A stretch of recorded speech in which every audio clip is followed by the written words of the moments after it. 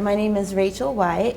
I'm with Evergy and I'm the Senior Manager of Distribution System Operations. I've been working in the utility industry for almost 21 years, and so I have a background in substation. I'm an electrical substation journeyman by trade before I went into safety, and the utility industry, in that specifically T&D, is just kind of where I grew up.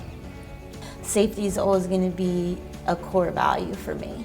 And I just think that CUSP says it without having to say that.